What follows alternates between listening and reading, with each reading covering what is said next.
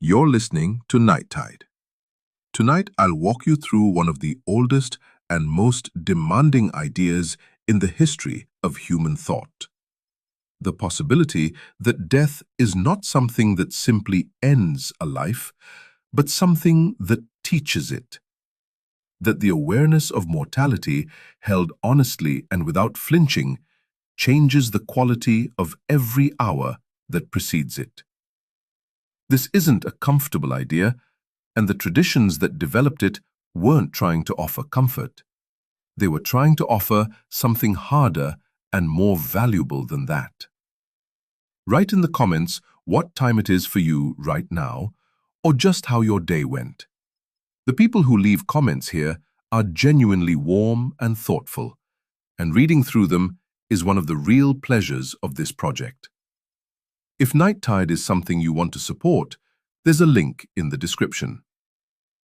Death has occupied the center of religious thought, not because human beings are morbid by nature, but because mortality is the one fact that no tradition, no philosophy, and no individual life can successfully ignore.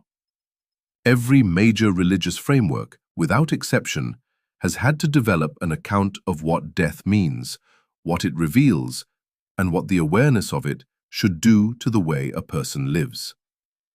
And what's striking when you move across those frameworks carefully is that the most serious among them are not primarily concerned with what happens after death.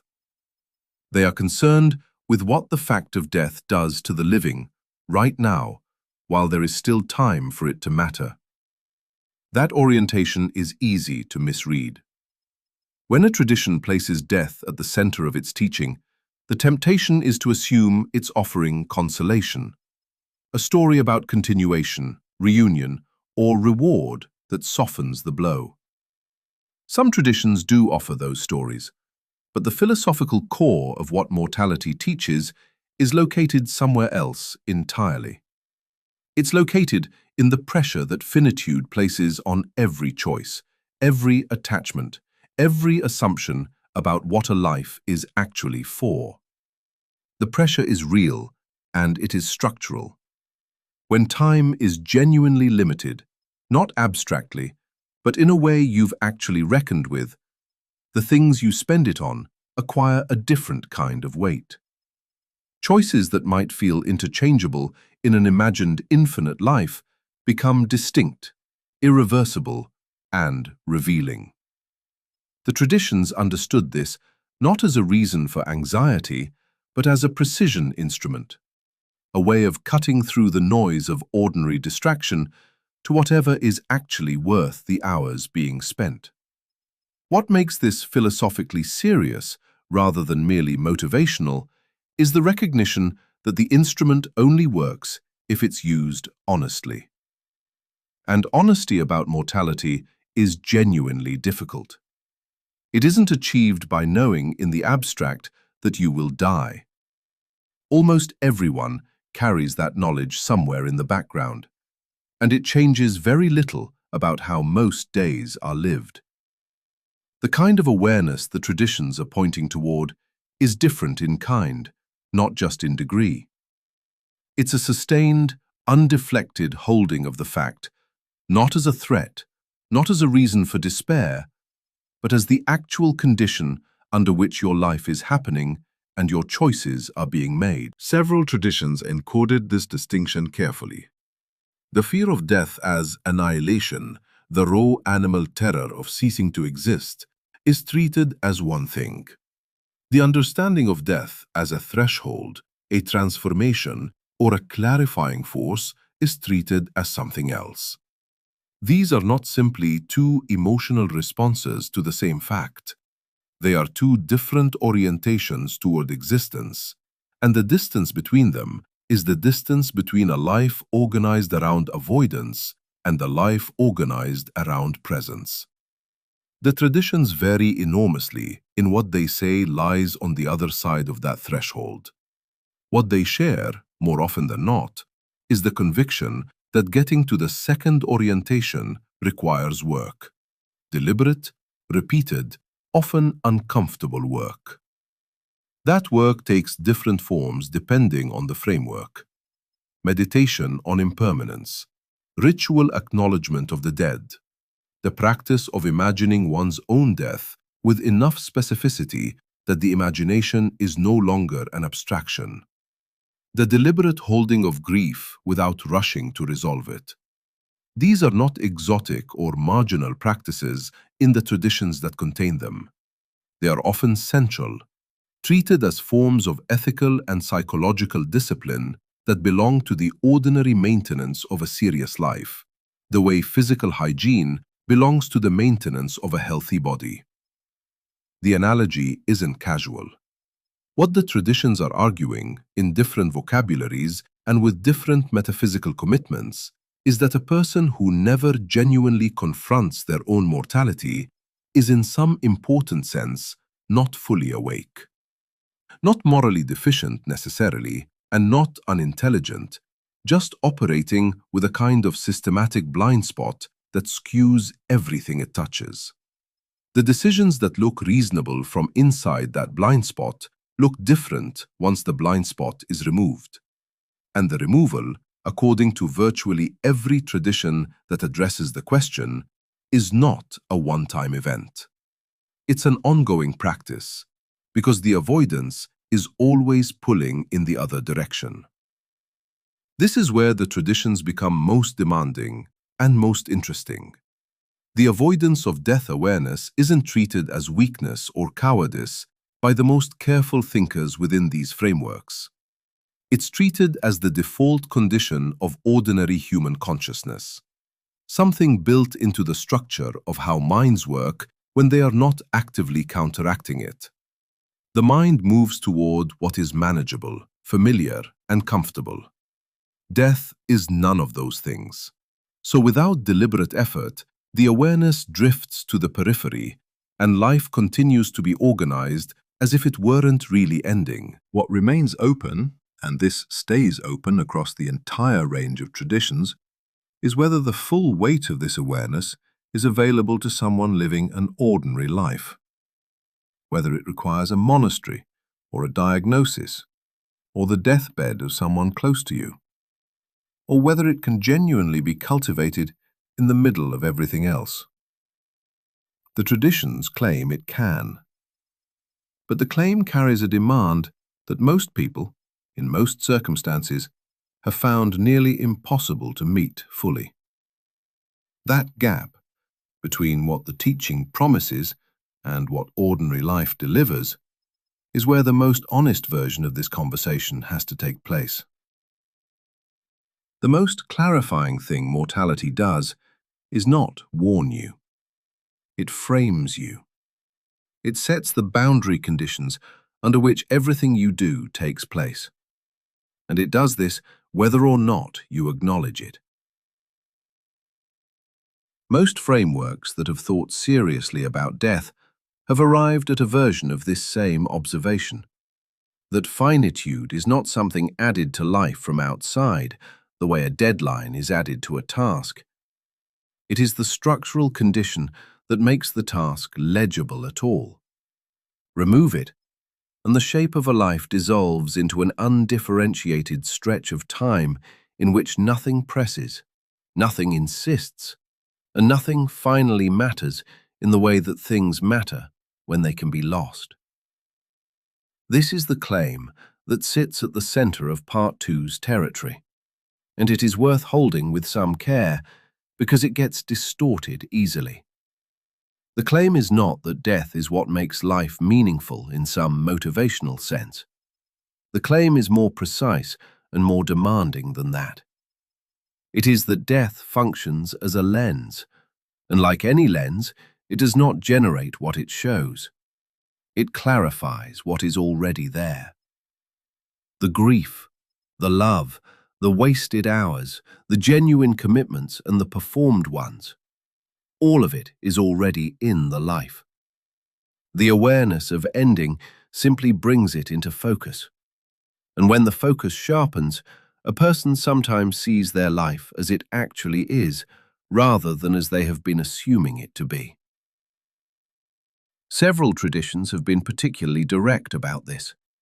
The Stoic practice of meditating on death, most thoroughly worked through by thinkers like Marcus Aurelius and Seneca, was not, at its core, an exercise in accepting the inevitable. It was an exercise in perception. Marcus Aurelius returned again and again in his private writing to the brevity of his own time, not because he was preoccupied with dying, but because the awareness of brevity was the tool he used to see which of his daily concerns were real and which were noise. The practice reorganizes attention. It makes the trivial visible as trivial and the serious visible as serious, in a way that ordinary preoccupation does not. What happens when a life is lived without that clarifying pressure? The default moves in. Choices accumulate without being genuinely chosen. Commitments form through inertia rather than through genuine reckoning. A person can arrive at a point in life that looks, from the outside, like a considered path, and find, on actual examination, that almost none of it was deliberately walked. The traditions that took mortality seriously treated this condition not as rare, but as ordinary. The normal condition of a life that has not been interrupted by the kind of honest confrontation that death demands. And the interruption, they argued, is the beginning of something, not the end of it. The definitional shift that several traditions make here is worth naming precisely. The common assumption is that death is an interruption of life, something that breaks in from outside and stops what was happening.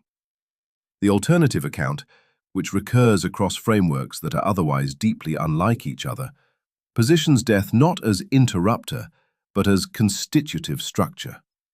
The finite shape of a life is not a constraint imposed on some purer, imagined infinite life. It is what makes a life, what gives it the pressure, the urgency, the irreversibility that make choices matter. A tradition that genuinely teaches from this position is not trying to make death easier to bear. It is trying to make the awareness of death impossible to avoid, because the awareness is itself the instrument. What this means practically is that the work of reckoning with mortality is not preparation for death. It is preparation for living. The two look different from inside the work. Preparation for death is an orientation toward the ending, arranging things, making peace, achieving resignation. The work the traditions are describing orients toward what remains of life from a position of genuine clarity about its limit. These orientations feel similar, and they can produce similar surface behaviors, a kind of calm, a kind of simplification of priorities. But the inner structure is distinct. One faces the end, the other faces the life, but faces it from the vantage point that only the awareness of ending makes available. Here is where the teaching becomes genuinely uncomfortable for most people, because the vantage point is not pleasant. Seeing your life clearly, seeing what you have actually been spending your time on, what you have genuinely valued, versus what you have claimed to value, what you have been avoiding and for how long, is not a reassuring experience for most people who undertake it honestly. The traditions do not promise that it will be. What they promise, or most of them do, is that the discomfort is directional. It points at something. It reveals a gap between the life being lived and the life that the person, at some level, understands to be possible or called for. And that gap is information. The consequence of holding this framing seriously is that the awareness of death stops being the subject of occasional somber reflection and becomes something more like an ongoing perceptual discipline. Not obsession. The traditions that produced the most rigorous teachings on mortality were careful to distinguish between the productive integration of death awareness and the kind of paralysis or morbidity that a person can fall into when they encounter the fact of ending without the structure to hold it. The distinction matters. Productive integration keeps the awareness present as a background condition that organizes perception. Paralysis makes the awareness the foreground, at which point nothing else remains visible, and the instrument that was supposed to clarify life destroys the capacity to live it. The boundary, then, is this. Death as lens sharpens when it is used as a lens, held at the right distance, angled toward the life being examined, and then allowed to do its work on what is seen rather than on the act of seeing itself. What most traditions encode in their practices, the rituals, the meditations, the deliberate acknowledgements, is not simply a way of thinking about death. It is a way of sustaining the optimal distance, close enough that the clarity is real, far enough that the life remains livable and present. What this means for the relationship between mortality and action is something that traditions have handled with varying degrees of success. The awareness of finitude generates pressure. Pressure can move toward action, or it can move toward rigidity. A person who has genuinely internalized the limit of their time may become more decisive, more present, more willing to release what is not serving the life they actually want to live. Or they may become more anxious, more controlled, more prone to treating every decision as existentially weighted in a way that paralyzes rather than clarifies. Both outcomes are real, and the traditions that developed the most sophisticated death teachings were attempting to produce the first while guarding against the second. Whether they succeeded, and under what conditions, is a question that the teachings themselves cannot fully answer. There is a specific kind of self-deception that operates below the level of conscious thought. You do not decide to lie to yourself about what you value. The misrepresentation happens automatically through the simple fact of where your time and attention go day after day without examination. Most people, if asked what matters most to them, can produce an answer quickly and with apparent confidence. Most people, if they then trace the actual movement of their hours across a week or a month, would find something that does not quite match that answer. The gap between the stated value and the lived pattern is ordinary.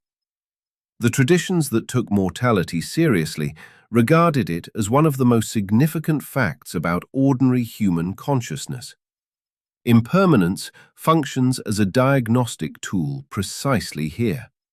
Not because it teaches you something new, but because it forces contact with something you already know and have been systematically not seeing. When a Buddhist practitioner meditates on the dissolution of all compounded things, on the fact that the body will fail, the relationship will change, the circumstance will pass, the point is not to produce sadness. The point is to reveal the shape of the grip. Whatever tightens when you bring impermanence into focus, whatever produces resistance or discomfort when held clearly against the fact of its own ending, that is what you are actually attached to. Not what you say you are attached to, what you are. A person can claim to hold their work lightly and discover, at the first serious threat of losing it, that they are holding it with everything they have. A person can claim to love someone freely and find, in the thought of that person's death, a possessiveness they did not know was there. These are not failures of character. They are information about the actual structure of the inner life, information that would remain hidden if the pressure of impermanence were never applied. The structure this reveals is consistent enough across traditions to be called a principle. What a person fears losing is what they are genuinely organized around. And the disparity between the things a person fears losing and the things a person consciously endorses as central to their life, that disparity is the beginning of real self-knowledge. Several Buddhist teachers across different centuries arrived at versions of this same observation, that the acknowledged truth of impermanence is not uncomfortable in the abstract, but that applying it to specific attachments produces specific and sometimes unbearable discomfort, which is exactly what makes it useful. This is where the principle carries weight that purely intellectual acknowledgement cannot. Knowing, in general, that all things are impermanent costs nothing. Applying that knowledge to your actual life, the people in it, the identity you have constructed, the continuity you expect tomorrow to provide, is a different operation entirely. You can think the thought without it touching anything. The traditions were interested in the contact, not the thought. And they developed practices precisely because they understood that the thought alone does not produce the contact. A meditator instructed to contemplate their own death in specific terms, the failure of the body, the cessation of perception, the continuation of everything else without them, is being asked to do something that the ordinary operation of the mind actively resists. The resistance is not weakness.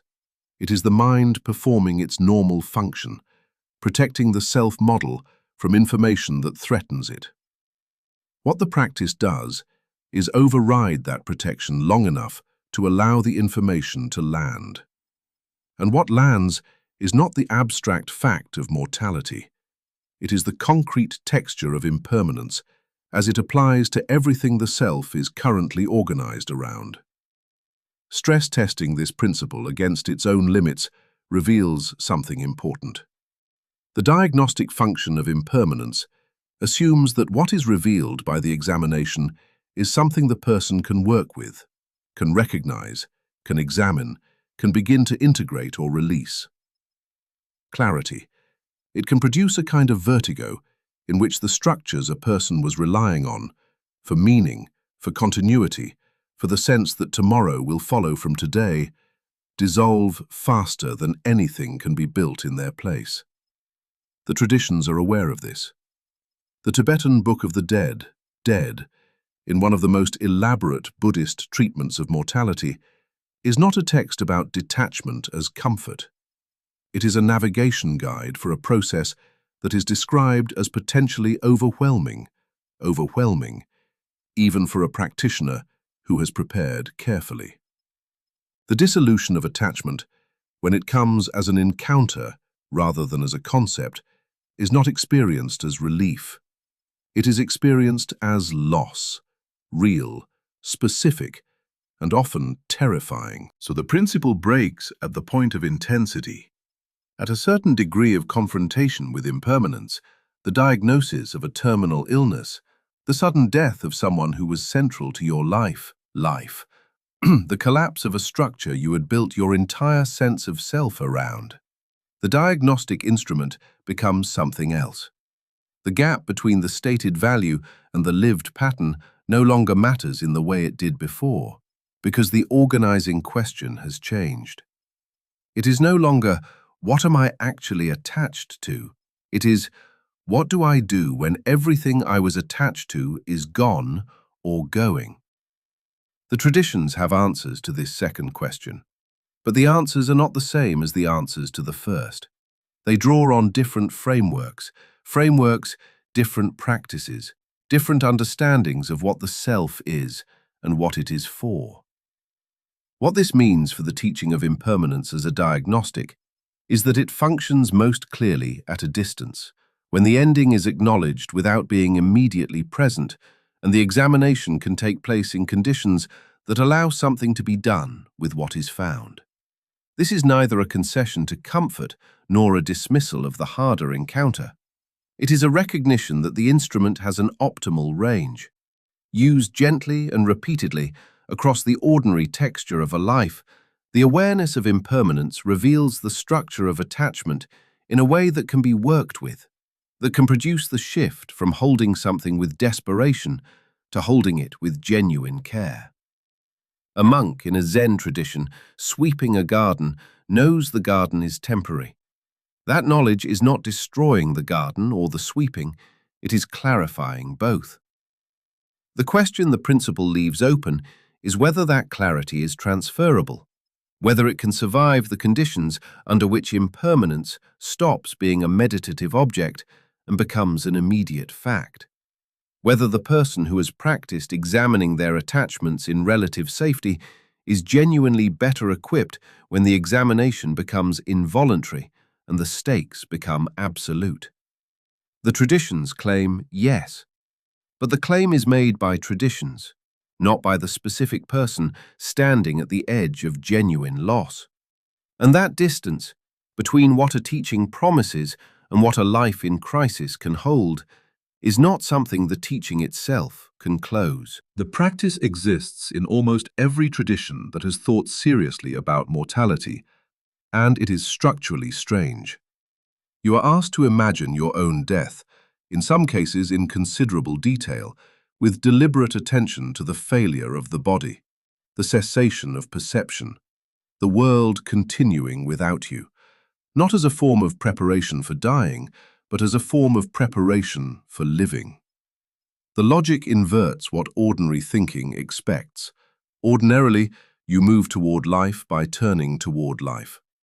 This practice turns toward the ending in order to change the quality of what comes before it. The strangeness of this is not incidental, it is the point. The paradox has a precise form. To contemplate the ending as a means of living more fully presupposes that ordinary consciousness that is not deliberately brought into contact with its own limit, produces a diminished or distorted engagement with life. The practice assumes that without the corrective pressure of imagined death, something essential goes missing from the experience of being alive. A certain weight, a certain clarity, a certain capacity to feel the actual texture of what is happening, rather than moving through it on automatic.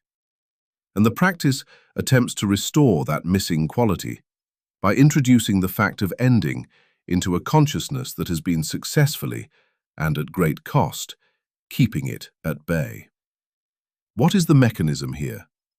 The deliberate imagination of one's own death interrupts the default operation of a mind oriented toward continuity. The ordinary mind plans forward, builds sequences, assumes that tomorrow will follow from today, and that the self doing the planning will be there to inhabit whatever is arranged. This orientation is functional. A person who could not project forward could not act at all. But it has a side effect. The assumption of continuity makes the present recede. What is here now becomes a way station on the path to something else, and the something else is always deferred, always coming, never fully arrived. The meditation on death cuts this forward projection at the root. It reasserts the present as the only thing that is actually happening, because the future it was planning toward has been visibly placed in question. This is the move that makes the practice genuinely useful, in the account that the traditions give of it. Not the morbidity, not the confrontation with the fact of ending in itself, but the reorientation of attention that the confrontation produces. Marcus Aurelius, writing in the 2nd century to himself, and for no audience he expected, returned repeatedly to the brevity of everything, the brevity of fame, of power, of the opinions of others, of his own reign, and each return functioned as a recalibration. The things that had been expanding to fill the available space of his attention were put back in proportion. Not dismissed, but proportioned. Held at the size they actually deserved relative to what he understood to be genuinely at stake. Yet the paradox does not dissolve through the mechanism, it deepens. Because what the practice assumes, that imagining death can genuinely clarify life, rests on a further assumption about what the self is. And this is where the traditions diverge sharply, in ways that are not resolvable by pointing to a common outcome. For the Stoic, the self doing the meditating is a rational agent embedded in a cosmic order, and what death reveals is the scale of that order relative to the individual life. The practice works because the self has a stable vantage point from which to conduct the examination. Reason, which is both the instrument of contemplation and the faculty that participates in the rational structure of the whole. Death, in this account, is not a threat to what is most real about the self. It is a reminder that the self's identification with the body and its circumstances is a confusion. The practice of imagining death corrects the confusion. It returns the self to its proper perspective. For a Buddhist practitioner, the picture is more disturbing. What the practice reveals is not a stable, rational self that death will leave intact, but the constructed, contingent, moment-by-moment arising of a self that has no fixed core to return to. The meditation on death is not recalibration from a stable center. It is a confrontation with the groundlessness of the center itself. The self that is being asked to imagine its own death is already, in the Buddhist account, a process rather than a thing, already impermanent, already lacking the solidity it appears to have. The practice does not reveal this theoretically. It produces the visceral encounter with it, and that encounter is described in the tradition as potentially liberating, precisely because it dismantles the foundational misapprehension that generates suffering. But liberating and comfortable are not synonyms. Why can the paradox not be resolved? Because the attempt to resolve it requires deciding what the self is, and that is precisely the question the practice itself is designed to hold open, not to close. A practice that resolved the question would stop being practice and become conclusion. The traditions that developed death meditation most rigorously seem to understand, at least implicitly, that the productive tension of the practice depended on the question remaining live. Once you know, definitively, without doubt, what the self is and what happens to it at death, the practice becomes either confirmation or irrelevance. It loses the quality of genuine investigation, and genuine investigation, not consolation, is what the practice was always for. There is a further layer. The practice of rehearsing death assumes you can perform the rehearsal. But the imagination of one's own death, taken seriously, runs into a structural limit that several traditions have acknowledged in different registers. You cannot actually imagine your own absence. You can imagine the scene, the body, the mourners, the room, but in every version of that imagination, there is still a perspective from which it is being seen. The experiencer persists in the act of imagining their own non-experience. What gets imagined is never quite death. It is something closer to being an invisible observer at one's own funeral. The self smuggles itself back in. This is not a failure of imagination. It may be a feature of consciousness that the practice is designed to work around rather than through. Several traditions introduced specific techniques precisely to navigate this limit: breathing practices, guided dissolution sequences, contemplations that progressively stripped away each layer of identity, because they understood that direct imagination of non-existence is not accessible to ordinary consciousness. The practice works not by achieving the impossible thing, but by getting as close to it as the mind can sustain, and holding that proximity long enough for something to shift in the way ordinary experience is held. What this means for you, in the plainest terms, is that the practice cannot be completed. It can only be returned to. There is no point of arrival at which the meditation has been done and the insight is banked. Every tradition that built death meditation into its regular practice was acknowledging this implicitly. The practice is repeated not because it fails each time, but because its effectiveness depends on the repetition. The clarity it produces is not stored. It has to be regenerated. Which means that the relationship between contemplating death and living fully is not a one-time transaction. It is a discipline, and a discipline without a terminal point, which is its own form of paradox built into the structure of the thing. The consequence of this for the question of what death is teaching, the question the whole architecture of this episode holds open, is that the teaching delivered through rehearsal is not a piece of information, but a capacity. The capacity to hold the fact of ending close enough that it changes the texture of the present, without allowing that proximity to dissolve the present into dread.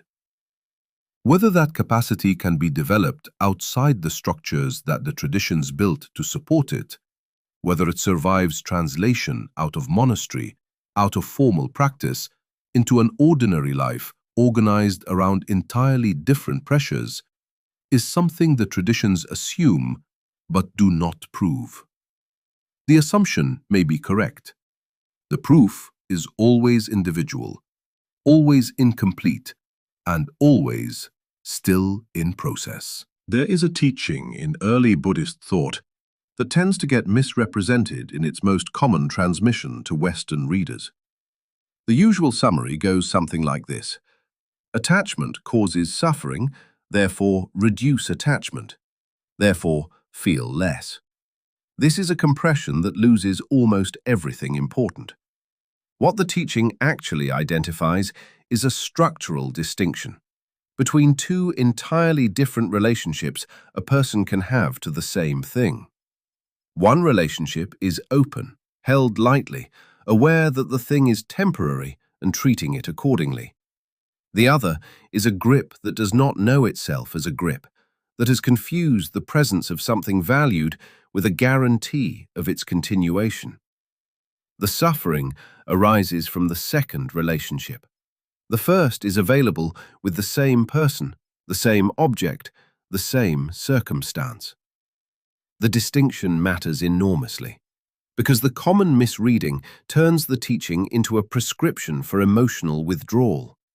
If attachment is the problem, and reduced attachment is the solution, then the logical endpoint is a kind of managed numbness, caring less, investing less, staying at a safe distance from anything that could be lost. Several critics of Buddhist practice have made exactly this argument. But what the tradition actually describes is almost the inverse. The person who holds something open-handedly, without the compulsive grip of clinging, is described as more genuinely present with it, more available to what is actually happening, rather than constantly managing the anxiety of potential loss. The acknowledgement of impermanence in this account does not produce distance. It produces contact. Why does clinging produce the opposite of what it intends? The mechanism is straightforward once stated. When a person grasps at something, a relationship, a status, an idea of who they are, part of their attention is no longer with the thing itself. It is occupied with protecting the thing, monitoring it, forecasting the scenarios in which it might be lost. The grip does not secure the object. It redirects attention away from the object toward the anxiety about the object. And the irony is that this redirection means the person is experiencing their attachment to the thing more than they are experiencing the thing. They are living in the anticipation of loss rather than in the presence of what is actually there. The acknowledgement of impermanence, practiced in the way the Buddhist tradition recommends, is a correction to this structure. Not a correction that removes the value of what is held, that would be the misreading, but a correction that shifts where attention goes. The practitioner who meditates on the temporary nature of a relationship is not training themselves to care less about that relationship. They are training themselves to be present with it, as it actually is, rather than as they need it to be in order to feel secure. There is a difference between caring about someone and requiring them to be permanent. The tradition argues that the second requirement, when it operates unconsciously, actually compromises the first capacity. You cannot be fully with a person you are simultaneously trying to freeze in place. The Theravada tradition encodes this in the practice of maranasati, the recollection of death, which is not applied only to one's own mortality, but to the mortality of everything and everyone one values. The practitioner is asked to hold in mind with regularity that the people they love will die, that the circumstances they depend on will change, that the version of themselves doing the practice is already in the process of passing. This is not a technique for generating sadness. It is a technique for loosening the unconscious requirement that things remain as they are, because that requirement, operating below the level of choice, is the source of the chronic, low-level distress that the tradition takes as the baseline condition of unexamined life. A person who has absorbed this at some depth, who has let the impermanence of someone they love become genuinely real rather than theoretically acknowledged, reports something that the tradition predicts, and that is counterintuitive. The relationship becomes more vivid. Not more painful, more vivid. The other person becomes more present precisely because the assumption of their permanence has been removed. When you are no longer treating someone as a fixture, you can actually see them. The time spent with them stops being something to move through and becomes something that is happening fully right now. This is what the tradition means by liberation from clinging, not liberation from caring, but liberation from the specific distortion that caring wrapped in clinging produces. The complication arrives when this teaching meets the full force of actual loss. Not anticipated loss, which the practice can address, but loss that has already occurred. Here the tradition's account becomes more difficult to follow. The opening argument works because it is about a present relationship in which the grip can be gradually released. But grief is a different situation. The relationship is gone. There is no longer an object to hold open-handedly or with clinging. What is there is absence, and absence does not respond to the same instructions as presence. Several strands of Buddhist teaching address this directly, but they do so with a vocabulary that has generated genuine controversy both within and outside the tradition. The argument that grief is itself a form of attachment, that the suffering of mourning arises from the clinging to continuity, that death has definitively ended, can be read as a compassionate diagnosis. It can also be read as a way of pathologizing a response that is entirely appropriate to the situation, that the loss of someone you love is genuinely terrible, and the insistence that the terrible feeling arises from a correctable misapprehension is itself a form of pressure that does not honor what has happened. The tradition is not unaware of this tension. Different teachers across different centuries have held different positions on whether grief is a form of attachment to be transcended or a form of appropriate response to be honored. The question has not been settled. What is clear is that the teaching of impermanence as a corrective to clinging is most coherent when it is applied prospectively, to present attachments, to the grip that operates in real time, and becomes more contested when applied to the already happened fact of loss. The two situations are not the same, and treating them with the same analytical tool may be asking more of the tool than it can provide. This is where the teaching reveals its own limit, and the limit is worth sitting with rather than resolving too quickly. The distinction between open-handed holding and being held by something is real. The suffering produced by the grip that does not know itself as a grip is real. The liberation that comes from loosening that grip, not withdrawing care but releasing the compulsive requirement, is also real, in the sense that the tradition's practitioners report it and its internal logic holds. But the teaching is a teaching about a relationship between a living person and something they value. It does not automatically translate into a teaching about a relationship between a surviving person and something that is gone. These are different problems. The first responds to the practice of impermanence as a diagnostic. The second requires something else, a framework that is not just about releasing the grip, but about what the self does when the thing that was gripped is no longer there. What remains, after accounting for this limit, is not the collapse of the teaching. It is the teaching's proper scope, which is already enormous.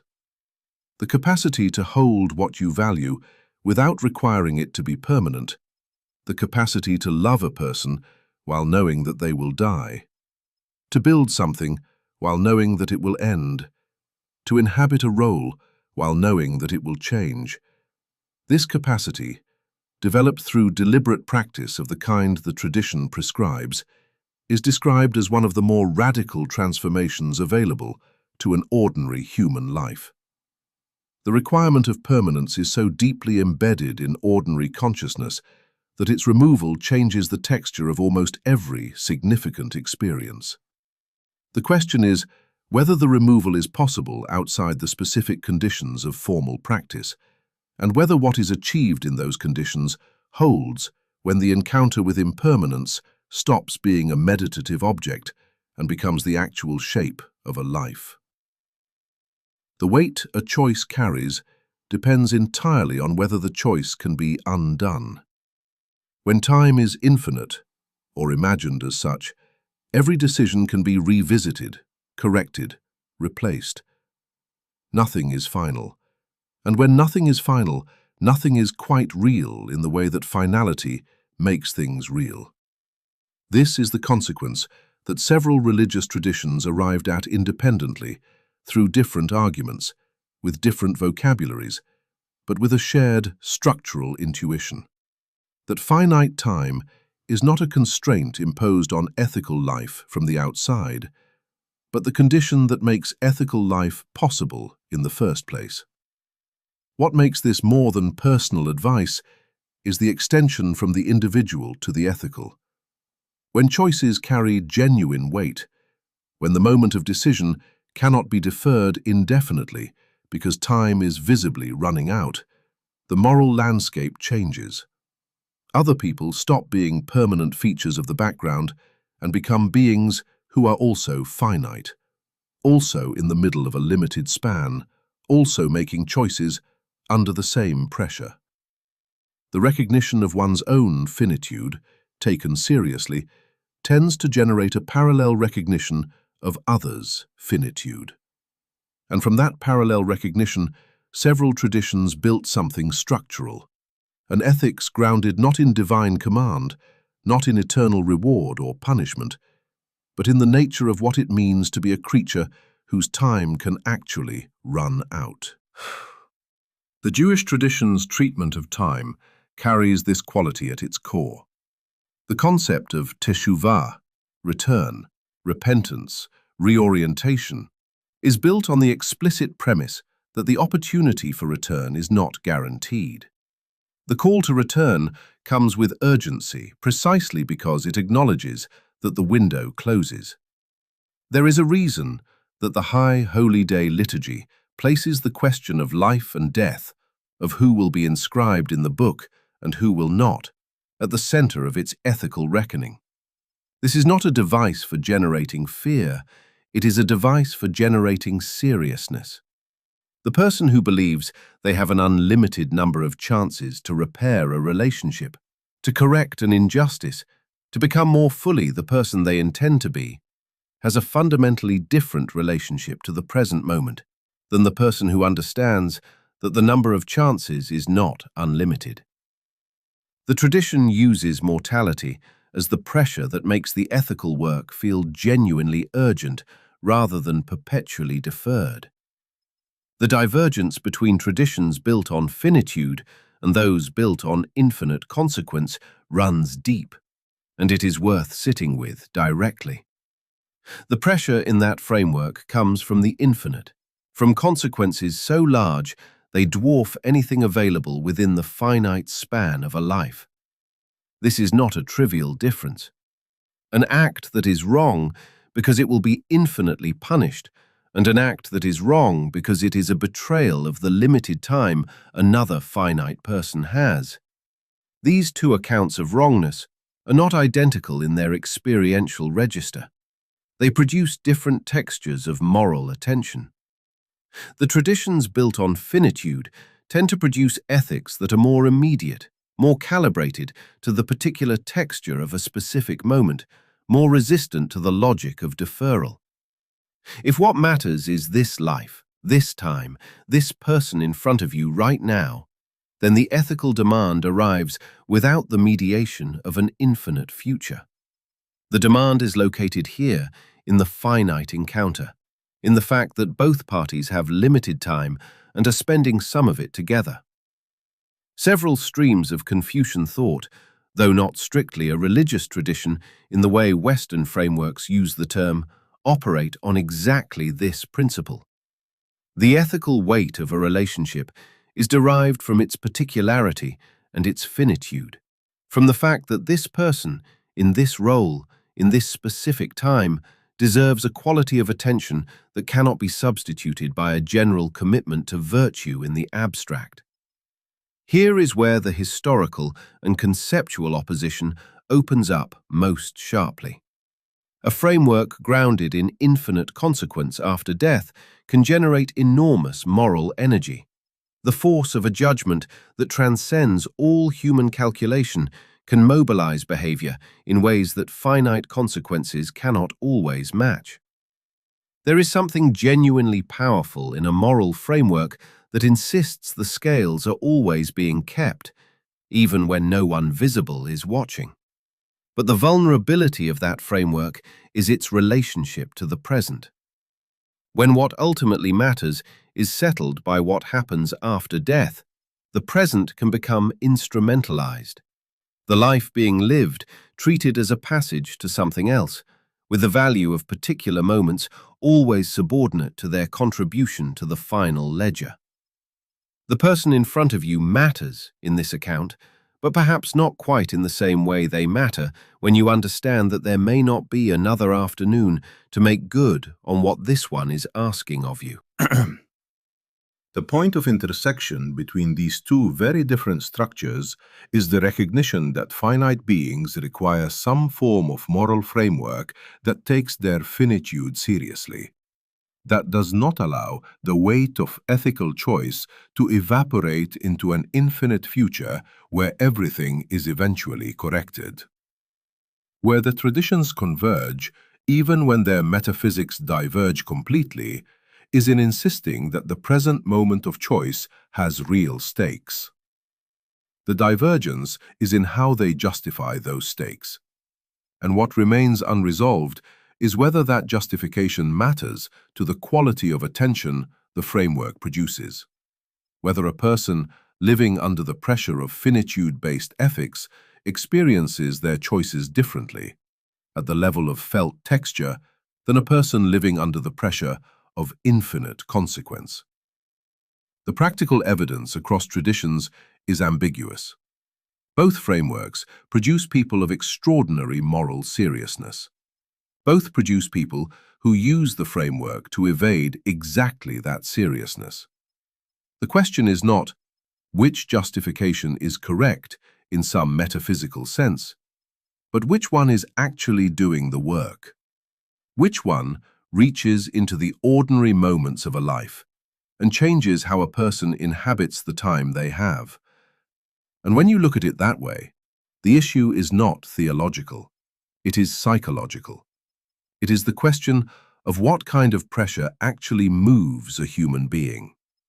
The pressure of a future so large it cannot be imagined, or the pressure of a present so limited it cannot be recovered once it passes. What the traditions built on finitude are claiming, at their most precise, is this. The awareness that time runs out is not merely a fact about biology. It is an ethical instrument. It is the thing that makes generosity genuinely costly, that makes attention genuinely given rather than lent. that makes love something other than a long-term investment. The ethics that emerge from this awareness do not require the scaffolding of infinite consequence to hold together. They require only the clear-eyed acknowledgement that the finite encounter is real, that the person inside it is real, and that the moment now in progress is the only version of this moment there will ever be. Whether that acknowledgement is sufficient, whether it can actually support the full weight of an ethical life without the additional structure that infinite consequence frameworks provide, is the question the traditions built on finitude have been living with since their inception. They have not resolved it. They have kept returning to it, which may be the most honest thing they could do. What happens inside a person when grief arrives? Not the anticipation of grief, not the philosophical consideration of loss, but the actual thing already happened, is something the major religious traditions have spent a great deal of careful attention trying to understand. The question is not simply how to reduce the pain of mourning. Several traditions have been suspicious of that framing from the start, because the assumption embedded in it, that grief is primarily a problem to be resolved, may itself be a misreading of what grief is doing. Consider what the Jewish tradition calls avalut, the structured period of mourning that follows the death of a close relative. The structure is elaborate and unusually specific. A week of intensive mourning, then a month of reduced mourning, then a year.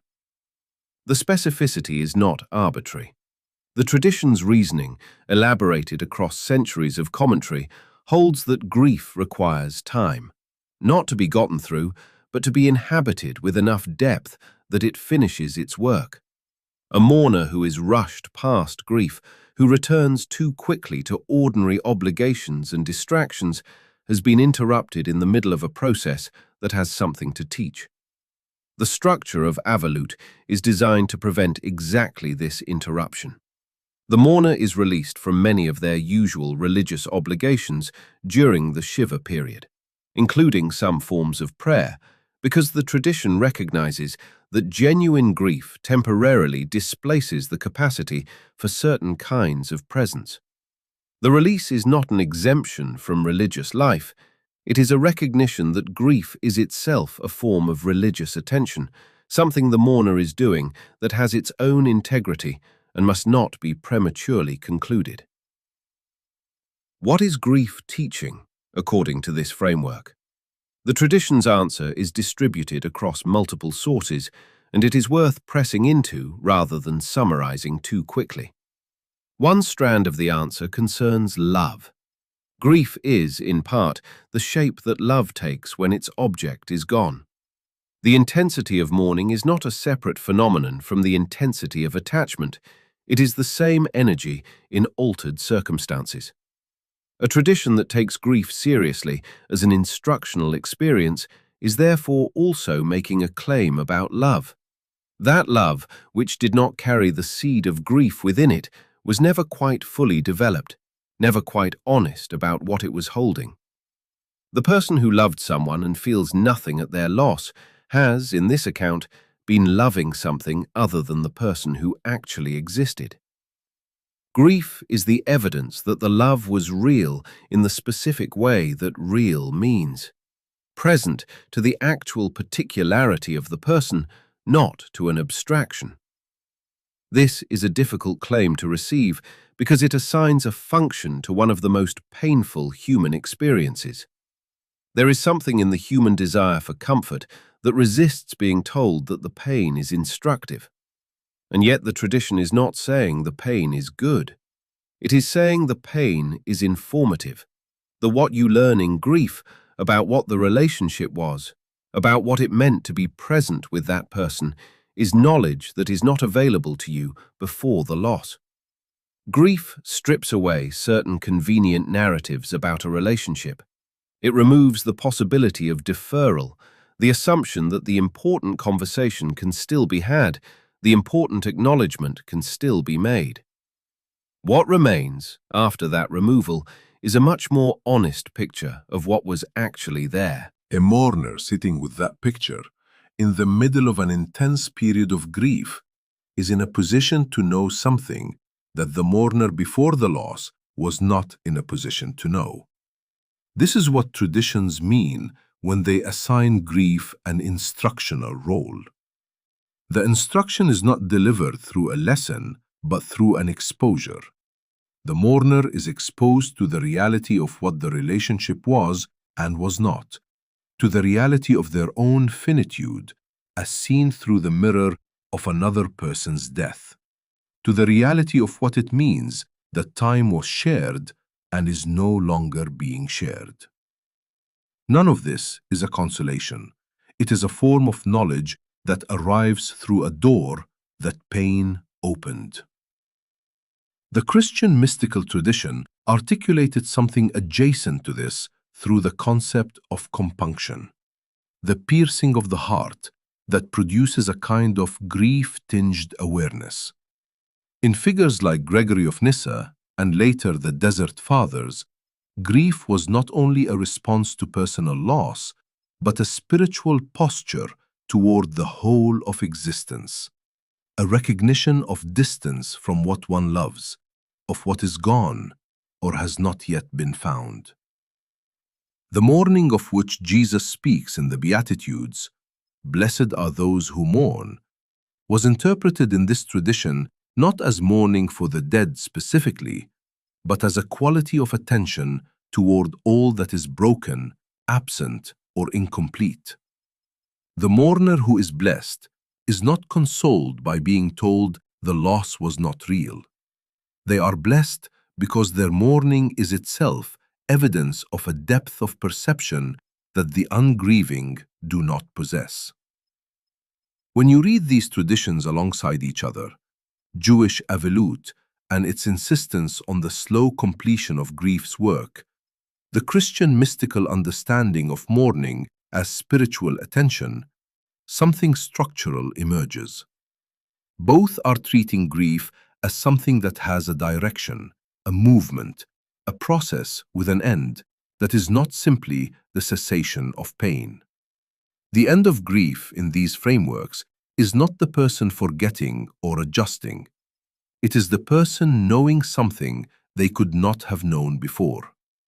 The grief does not resolve into the absence of grief. It resolves into a form of knowledge that the grief, having been fully inhabited, produced. The Islamic tradition carries a similar structure through the concept of sabr, patience, steadiness, a quality of bearing that is actively cultivated rather than passively experienced. The mourner who practices sabr is not suppressing grief or abbreviating it. Sabr is the capacity to remain fully present to what is happening, including the full weight of loss, without being destroyed by it. The Quran's address to those in grief does not offer reassurance that the loss was not real. It offers the image of those who, when struck by calamity, say, "We belong to God, and to God we return." This is not a formula for detachment. It is a reorientation, a placement of the loss within a frame large enough to hold it without requiring the mourner to make the loss smaller than it was. What these traditions share, across their real theological differences, is the refusal to treat grief as purely a wound to be healed. They treat it as an encounter with the reality of love, of time, of finitude, of what it means to have been genuinely present with another person. A wound is something that disrupts the normal functioning of an organism and ought to be closed as quickly as possible. An encounter is something different. An encounter can be inhabited, can be learned from, can change the person who moves through it. The distinction is not a comfort. If anything, it is more demanding than the wound model, because it places a responsibility on the mourner. Not the responsibility to feel a particular thing, but the responsibility not to exit too quickly from the experience of fully knowing what has been lost. The human cost of this framing is real and ought to be named. When grief is assigned an instructional function, there is a risk, present in the history of several of these traditions that the mourner feels obligated to extract a lesson, to perform a transformation, to emerge from grief visibly changed and visibly wiser. This is its own form of violence against grief. The person who is told that their suffering has a purpose, and who then cannot locate that purpose, is left with suffering plus the guilt of having failed to learn from it.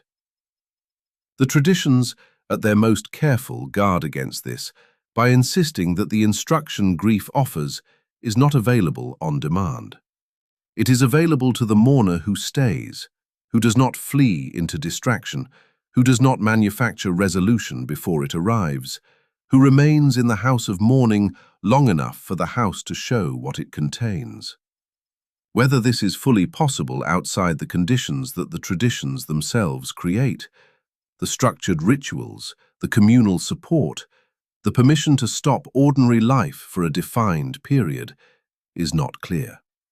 The person who grieves in isolation, without the ritual container, without the community that the tradition imagines surrounding the mourner, may not have access to the same process. The traditions do not fully account for this. They were designed for people embedded in a community, surrounded by others who shared the same framework of meaning, held by structures that made it possible to stop and fully grieve. The contemporary mourner, in many contexts, does not have those structures. The question of what grief teaches when the conditions for receiving the teaching are missing is one the traditions leave incompletely answered, and that incompleteness is, itself, something worth sitting with. There is a figure that appears, in different forms, across the religious traditions that take death seriously as a teacher. Not a saint in the conventional sense, not someone defined by miracle or martyrdom or an extraordinary biography. The figure is defined instead by a quality of perception. They are described as unusually present, unusually clear, unusually free, in a way that does not depend on their circumstances being easy. The traditions that produce this figure do not agree on much else, but they agree on this. The freedom in question is downstream of something specific. It is downstream of having genuinely integrated the knowledge of their own death, not accepted it as an abstract proposition, not repeated it as a formula, but let it go all the way through until it changed the texture of how they inhabited ordinary time. The scale of this claim is worth staying with before narrowing it. What the traditions are saying, when they describe this figure, is that mortality awareness at sufficient depth produces a qualitative transformation in a person. This is not a claim about mood or temperament. It is a structural claim that the person who has genuinely reckoned with their finitude relates to time, to other people, to choice, and to themselves in ways that differ fundamentally from the person who has managed to keep that knowledge at a comfortable distance. The Zen tradition calls something like this state shoshin, beginner's mind, a quality of freshness that comes from not assuming the next moment is guaranteed. The Stoic philosopher Marcus Aurelius returned to his own death daily in his private journals, not as an exercise in melancholy, but as a practice for remaining undistorted by the comforting assumption of continuity. Sufi teachers in the Islamic mystical tradition spoke of fana, a dissolution of the ego's insistence on its own permanence as a precondition for genuine presence rather than an obstacle to it. These are not identical teachings. Fana and Shoshin and Stoic meditations on mortality are doing different things within very different metaphysical frameworks, but the structural claim underneath each of them is recognizable. Full integration of death awareness produces a person who is more alive to what is actually in front of them, because they are no longer spending cognitive and emotional energy maintaining the fiction that the present moment is less urgent than it is. Now narrow the lens, take one specific case the traditions themselves kept returning to, the quality of attention such a person brings to another person. In the Stoic account, the person who knows that the one they love is mortal, who holds that knowledge actively rather than suppressing it, attends to that person differently, not more anxiously, not with the desperate clinging of someone who knows they will lose what they love, with more specificity, with the kind of attention that is only possible when you are not treating the other person as a permanent feature of the landscape. Several Buddhist teachers describe something similar, that genuine compassion becomes available when you perceive the other person's impermanence clearly, because only then do you perceive them as they actually are, rather than as a projection of what you need them to be. The gap between this teaching and ordinary life is significant, and the traditions do not adequately bridge it.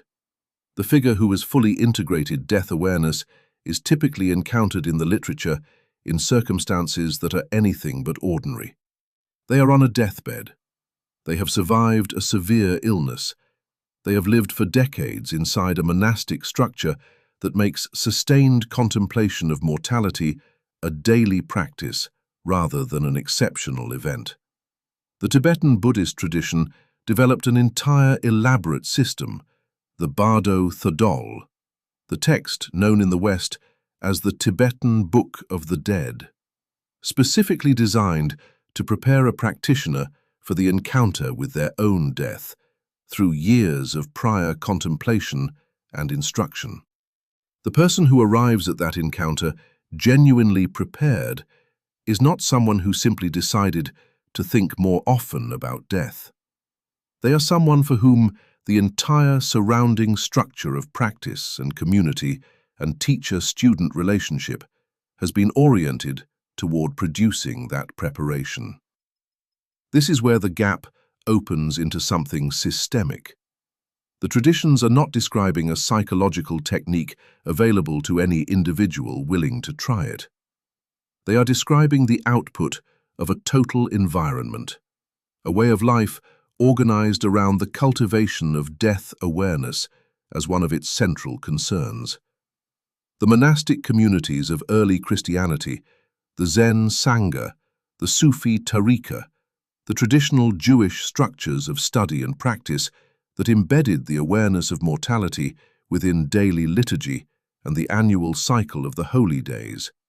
These are not mere backdrops to the teachings, they are the conditions under which the teachings become available to be received. What this means systemically is that the figure of the one who knows, the person described as unusually free because they have genuinely integrated their finitude, is not simply a human possibility that any person can arrive at through individual effort.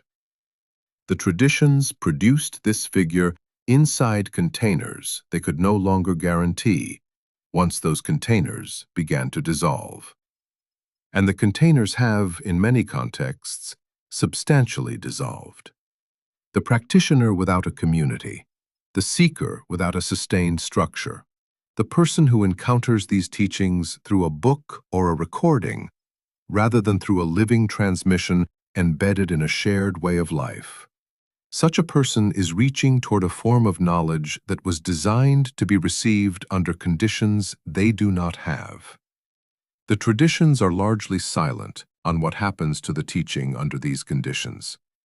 They were not designed with this question in mind. They assumed the container. A few voices within each tradition, usually from later or marginal positions, gesture toward the possibility of receiving the knowledge outside the full structure. That the encounter with a serious diagnosis, or the death of a child, or any genuinely shattering loss can do, in a compressed and violent way, what the monastic container was designed to do slowly and deliberately. The insight is available through rupture, when it is not available through preparation. Whether what arrives through rupture is the same knowledge or a rawer and less integrated version of it is a question the traditions raise without answering. What you are left with is this: The claim that full integration of death awareness produces a specific kind of freedom, that the person who genuinely knows they are going to die lives differently than the person who knows it only abstractly, is coherent and well attested across traditions that have nothing else in common. The claim is not the problem. The problem is the path. The traditions that made this claim most precisely also built the most elaborate structures for making the path navigable. Years of practice, a community of others on the same path, a teacher who had walked it, a liturgical structure that kept the awareness alive without letting it become destructive. Strip those structures away, and the claim floats free of the conditions that made it realizable. The freedom described is real. Whether it is available outside the containers that produced it, and what it costs a person to pursue it without those containers, remains genuinely open. And the openness is not a gap waiting to be filled. It is a question the traditions themselves were never asked to answer, because the world that would require them to answer it arrived after most of them had already taken their essential shape.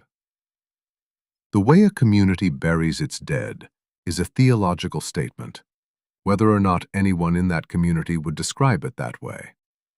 The rituals, the spaces, the procedures, the exclusions, all of it encodes a set of answers to questions the community may never have explicitly debated. What is a person? Are all persons equal in death? Does the body retain significance after the person is gone? Who has the right to mourn, and for how long? And in whose presence? These are not questions with obvious answers. Different traditions have answered them differently, and the differences are not superficial variations in custom. They are structural divergences rooted in incompatible understandings of what a human being fundamentally is. Take the question of equality in death. Several religious traditions have insisted, with varying degrees of consistency, that death levels what life has divided. The Islamic tradition prescribes a burial practice, ghusl, the ritual washing of the body followed by shrouding in plain white cloth, that is essentially identical for every Muslim, regardless of social position, wealth, or status. The simplicity of the shroud is not incidental. It is a deliberate erasure of the markers that structure social life among the living. The person buried in white cloth is, in the sight of God and the community, stripped of every distinguishing category that organized their earthly existence. The ritual is making an argument that underneath all the accumulated social identity, there is a human being who is equal to every other human being at the moment of return. The burial practice is the argument made visible and enacted. This stands in productive tension with what actually happens in many communities that formally hold this belief. The graves of the wealthy are larger. The funerals of the powerful draw more attendees and generate more ceremony. The poor are buried quickly, and sometimes without the full observance that the tradition prescribes. The gap between the theology of equality in death and the social practice of burial has been a persistent site of critique within Islam itself. Scholars and reformers returning repeatedly to the plain white shroud as a standard against which the community's actual practice could be measured and found wanting. The ritual is not just a comfort for the grieving, it is a moral instrument, a point of reference from which the community can be indicted. Something parallel runs through the early Christian tradition. The Church placed the bodies of the martyrs at the center of its communal life. The altars of early basilicas were built above the tombs of those who had died for the faith, so that every celebration of the Eucharist was enacted over a body. This was a statement about the significance of the physical body after death, but it was also a statement about equality and status of a more specific kind. The martyrs, whose bodies anchored the community's worship, were frequently poor, frequently enslaved, frequently from the social margins of Roman society. By placing their remains at the literal center of communal religious life, the early church was inverting the social hierarchy of the world in which it existed. The body that Roman law had treated as disposable, that could be executed, exposed, denied proper burial as a form of additional punishment, became the foundation on which the community stood. The theological weight assigned to those bodies was a direct refutation of the social and political weight assigned to their owners during life. What you begin to see when you follow this thread across traditions is that the handling of the dead is always simultaneously a statement about the living. The categories used to manage the dying and bury the dead, who receives which rites, who is permitted to mourn publicly and for how long, whose body is treated with care and whose is treated with indifference, encode the community's actual operational theology of personhood. Not the theology it proclaims in its formal texts, but the theology it enacts in the most exposed and least performative moments of communal life. The Dalit communities of South Asia have understood this with particular clarity, because the theology encoded in the funeral practices of the caste system made the degradation explicit. Those assigned to handle the bodies of the dead were themselves categorized as polluted by that contact, permanently, hereditarily, as a matter of religious law. The ritual logic of this is worth staying with rather than moving past it quickly. If handling a corpse renders a person impure, and if an entire community of people is assigned by birth to that task, then the ritual system is using death as a mechanism for the permanent social subordination of a group of human beings. Death in this structure is not equalizing, it is hierarchizing. The moment of a person's death and the requirement that their body be managed becomes the occasion for a theological claim about the relative worth of different categories of human beings.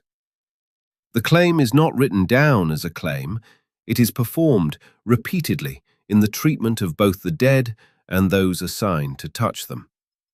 This is the mechanism worth examining directly. When death practices encode a theology of inequality, they do so through the language of the sacred and the polluted, rather than the language of preference or prejudice. That is what makes them structurally durable.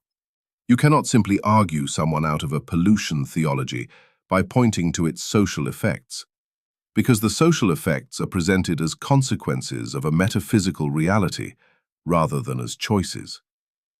The hierarchy is not chosen, it is discovered.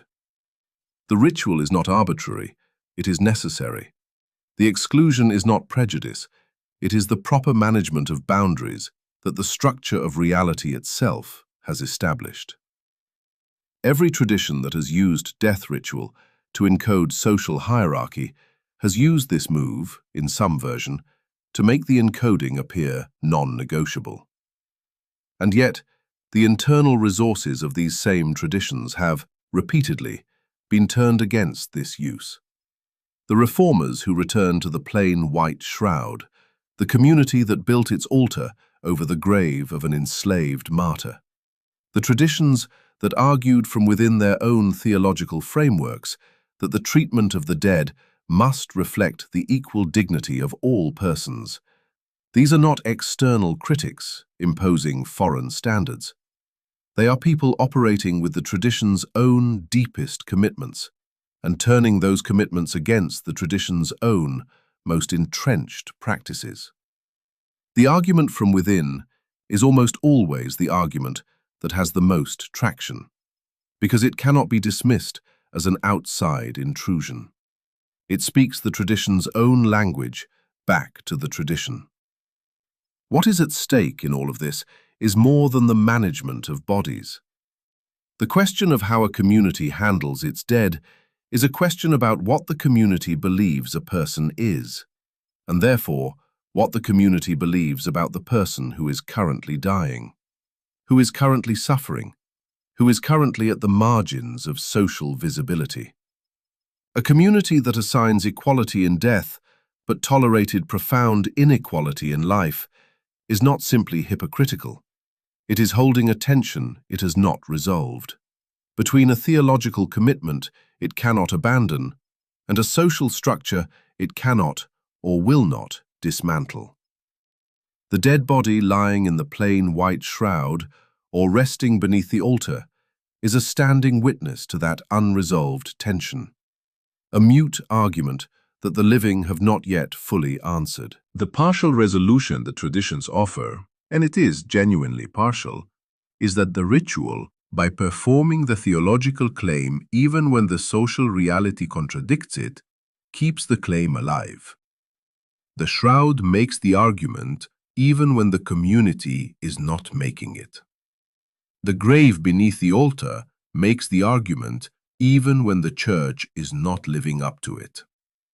The practices carry the theology forward into circumstances where the community might otherwise simply abandon it, holding open a standard against which the community can still be measured, still fail, and still be recalled to account.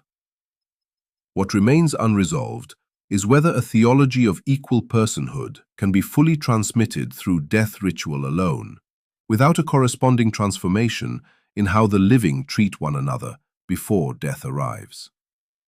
The traditions are generally more confident about the rites than about this question.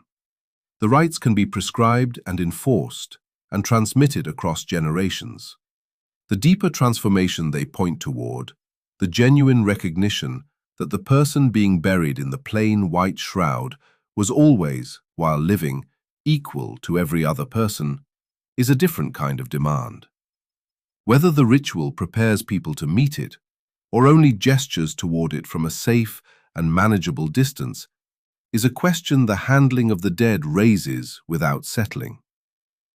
The traditions that have thought most seriously about death do not arrive at the same conclusion. This fact is often treated as a problem, as if the disagreement between them is an obstacle to understanding, something to be dissolved by finding the common core beneath the surface variation.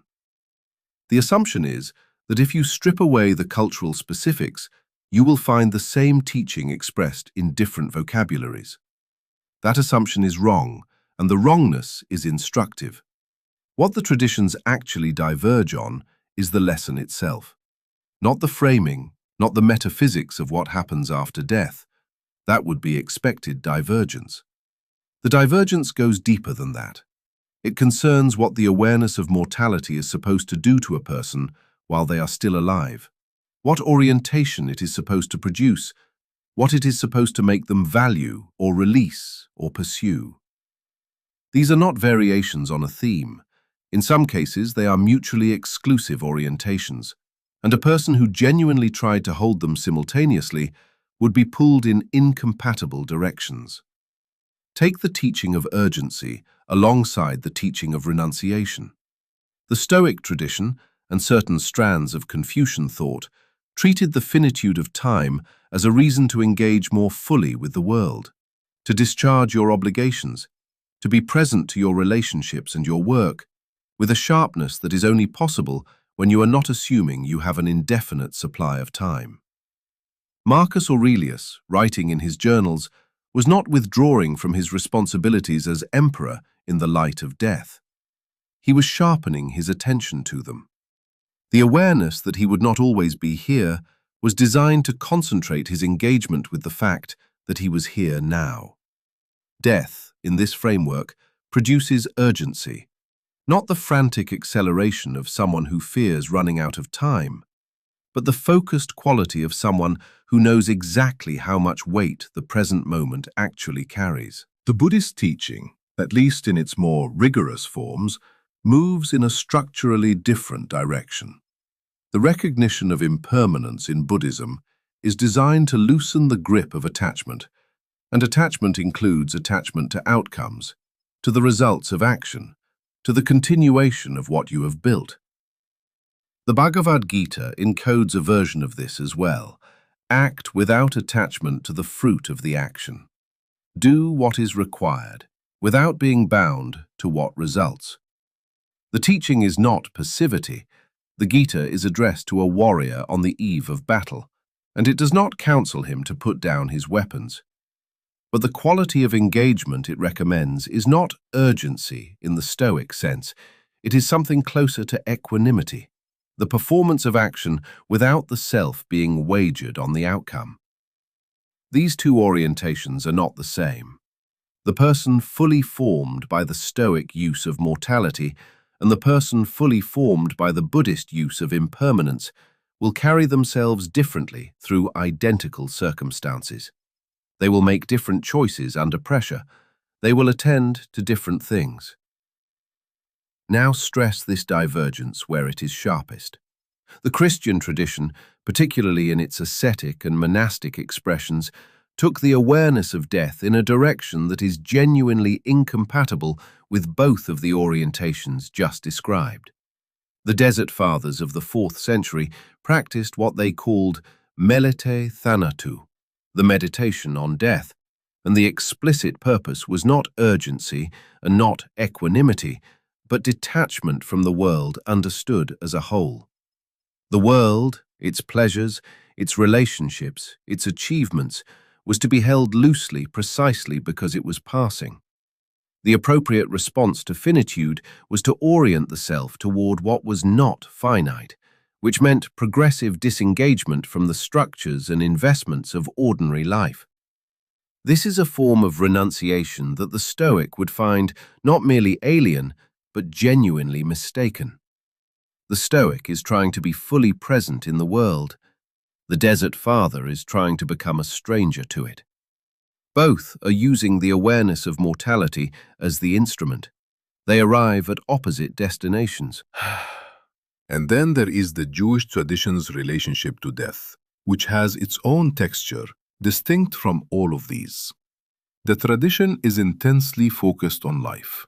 The commandment to preserve life, pikuach nefesh, overrides nearly all others, and the relationship to death within it is structured less around what death teaches the dying and more around what the death of a specific person requires of those who love them. The mourning practices, the structured periods of Shiva, Shlushim, the year of Kaddish, are not primarily meditations on mortality. They are obligations to a particular person who has died, acknowledgements of a specific, irreplaceable loss. The awareness of finitude that they produce in the mourner is a byproduct of honoring the dead, not a spiritual technique for the mourner's own transformation. The lesson is less about what your own death means and more about what the death of another person demands of you. These are 4 genuinely different accounts of what death teaches: urgency and presence, equanimity and non-attachment, renunciation and otherworldly orientation, relational obligation and the specific weight of a particular loss. You cannot synthesize them without losing what each of them actually claims. The person who is trying to live with Stoic urgency is not also supposed to be cultivating Buddhist non-attachment to outcomes. The person practicing monastic renunciation is not supposed to be more fully engaged with worldly obligations. The differences are not stylistic. The structural principle this points to is significant. Traditions do not simply teach about death. They use death as a lever to produce a specific kind of person. And the kind of person each tradition is trying to produce is different, because the kind of life each tradition believes is worth living is different. Death is the instrument of formation, and the shape of the person being formed differs by tradition. The divergence at the level of the lesson is inseparable from the divergence at the level of the human ideal. What the traditions disagree about is not finally a question about death. It is a question about what a human life, well lived, looks like. And they are using the awareness of mortality to make their answer felt in the body rather than merely understood in the mind. This is where the principle meets its limit. If the divergence is this deep, if the traditions are producing incompatible human ideals through incompatible uses of mortality awareness, then the search for the common thread is not merely intellectually insufficient. It is a form of evasion. To say that all traditions agree death is a teacher and leave it there is to say something true that is also almost empty. What matters is the specific instruction, the specific orientation, the specific human shape that each tradition is trying to bring into existence. And those specifics diverge in ways that cannot be harmonized without falsifying at least some of them. The person who lives in a world shaped by multiple traditions, or by none in particular, is therefore in a genuinely difficult position. The available teachings on what mortality should do to a person are not a menu of complementary options. They are competing claims about the shape of a life. Choosing among them is not a neutral act of spiritual self-assembly. It is a commitment, even if the commitment is never made consciously, even if it arrives through temperament and circumstance rather than deliberate reflection. How you actually respond to the awareness of your finitude, what it makes you hold more tightly, and what it makes you release, what it makes you more present to, and what it makes you willing to let pass. These are not generic responses to a generic teaching. They are answers, whether you have recognized them as such or not, to the specific questions the traditions have been asking. That the traditions themselves could not agree on the answers is not a reason to avoid the questions. It is a reason to take them more seriously than the search for comfortable consensus has generally allowed. There is a version of the death as teacher argument that has been used throughout history and into the present to make suffering acceptable to those who are not experiencing it. The logic runs like this.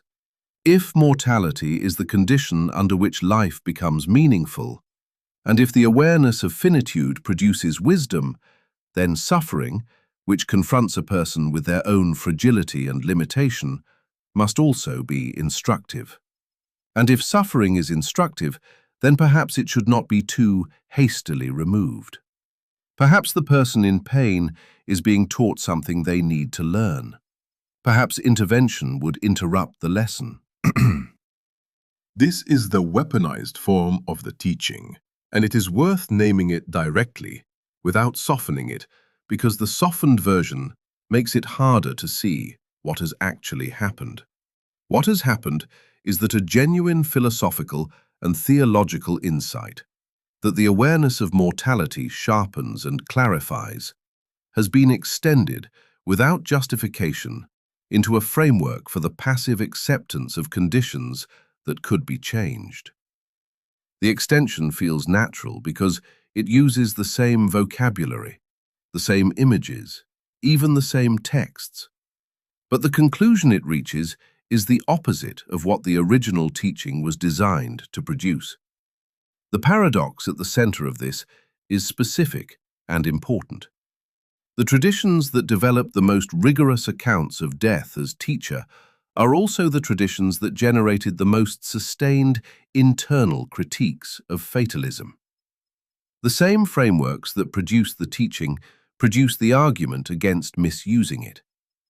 This is worth sitting with because it means the problem cannot be located outside the tradition and solved by purifying the tradition from external distortion.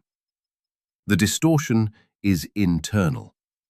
The resources to resist it are also internal. Both grow from the same root. The explicit naming of this paradox is itself a theological act in several traditions. In the prophetic literature of the Hebrew Bible, the response to the suffering of the poor and the oppressed is not a meditation on the instructional value of adversity. It is an accusation directed at those who benefit from the adversity of others. The awareness of human mortality, that every person is dust, that the powerful and the powerless will both return to the same ground, is invoked in that literature not as a reason to accept the conditions of the powerless, but as a reason to refuse them. If the king will die like the servant, then the gap between them during life is an offense against the deeper reality that death reveals. The mortality awareness cuts against hierarchy, not in favor of it. When the same awareness is used to counsel the powerless to accept their condition as part of a larger spiritual design, the tradition itself, if read carefully, does not support that use. It indicts it. Something parallel runs through the teaching of the Bhagavad Gita, though the mechanism is different. The Gita is frequently cited as support for equanimity in the face of suffering, and in certain readings, it becomes a framework for accepting social arrangements as they are, because attachment to outcomes, including the outcome of social change, is the very thing the teaching asks you to release. This reading has a long history and has done considerable damage. But the text itself is addressed to Arjuna at the moment when he has decided not to fight, not to act, not to engage the injustice in front of him, and the entire force of the teaching is directed against that withdrawal. The equanimity the Gita recommends is not the equanimity of the bystander. It is the equanimity of the person who acts fully and without self-protective hesitation, precisely because they are not clinging to a particular outcome. The non-attachment is to the fruit of action, not to the action itself. Using the text to justify inaction inverts its own most basic instruction. The attempt to resolve this contradiction, to draw a clear line between the legitimate teaching and its weaponized form, runs into a genuine difficulty. The line is not always visible from the inside of the experience. A person who has genuinely integrated the awareness of mortality may arrive at a form of stillness that looks, from the outside, identical to fatalistic resignation. A person practicing fatalistic resignation may describe their condition in the vocabulary of spiritual acceptance. The difference is real, but it cannot be detected by examining the vocabulary alone. It requires attending to what the orientation actually produces in the person's relationship to what is happening around them, whether the stillness is accompanied by clear-eyed attention to what could be changed, or whether it is functioning as insulation against that attention. The traditions have generally tried to maintain this distinction through the figure of the teacher or the community, rather than through doctrinal formula. You were supposed to know the difference by watching someone who had genuinely arrived at wisdom and comparing your own condition to theirs. The person who has fully integrated death awareness in the Buddhist framework is not indifferent to the suffering of others. The bodhisattva ideal is precisely the opposite of that. The vow to remain engaged with the world until all beings are free from suffering. The person who has integrated the Stoic use of mortality is not passive in the face of injustice. The Stoic commitment to acting according to nature and reason is a commitment to engagement, not withdrawal. The Desert Father who practiced Meliti Thanatu was not counseled to ignore the needs of those who came to him. The hospitality of the early monastic communities was itself a form of active response to suffering. In each case, the tradition had a counter-image of what the teaching was not supposed to produce, and that counter-image was embedded in the tradition as a check on the distortion. Why that check has frequently failed is a question that does not have a clean answer. The failure is not random. It tends to occur where the language of spiritual acceptance is most useful to those with the most to gain from the acceptance of others, where the death teaching is transmitted by people who do not share the conditions of those they are teaching, and where the community that could recognize the distortion and name it has been systematically excluded from the conversation. This is the genuine limit of what the internal counter-argument can do. The tradition argues against the weaponization of its own teaching. The argument has force, and the argument is also subject to the same social pressures that produce the distortion in the first place. Having the right words is not enough if the person saying them does not have access to the space where the words would be heard. What remains is a tension that the traditions acknowledge without resolving. The awareness of mortality, when it goes all the way through a person, is supposed to produce a particular kind of freedom, a loosening of the grip of fear, of status, of the need to protect what one has accumulated. That freedom, in every tradition that describes it, is active rather than passive.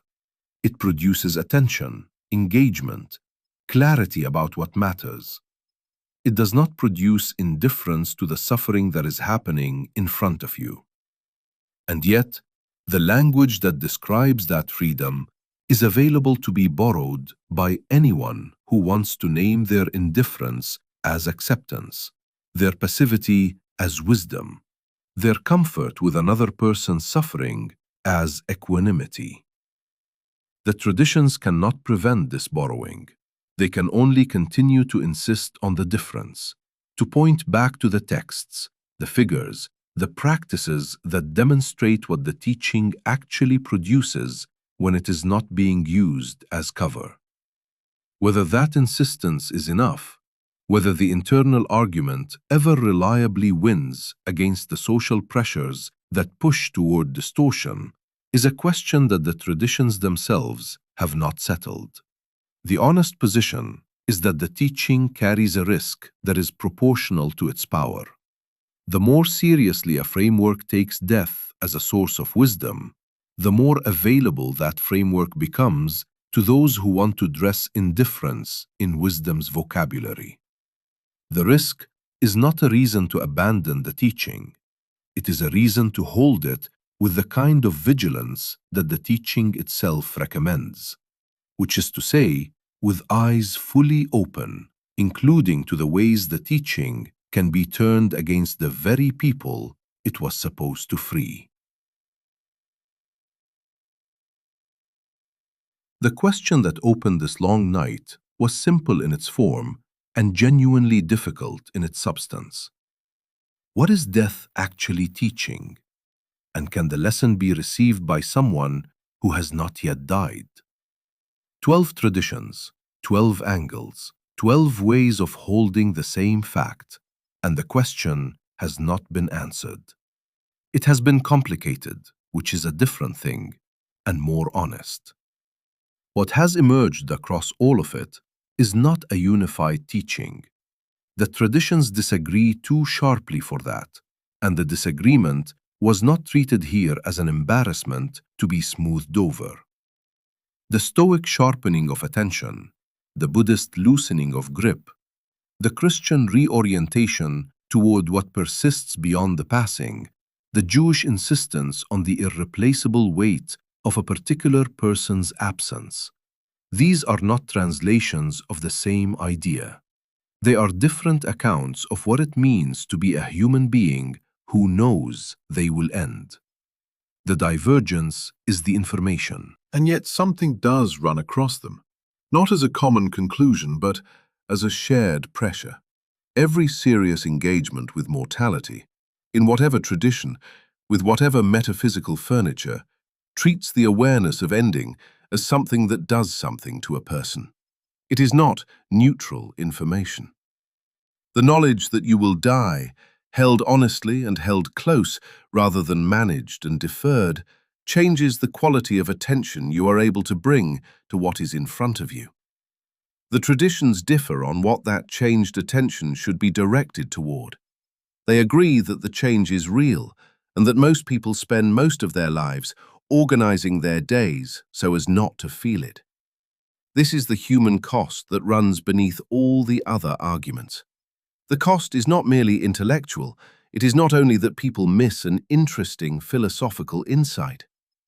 The cost is that the very clarity the traditions describe, the peculiar freedom of the person who has let mortality go all the way through them rather than keeping it at arm's length, remains unavailable to most people.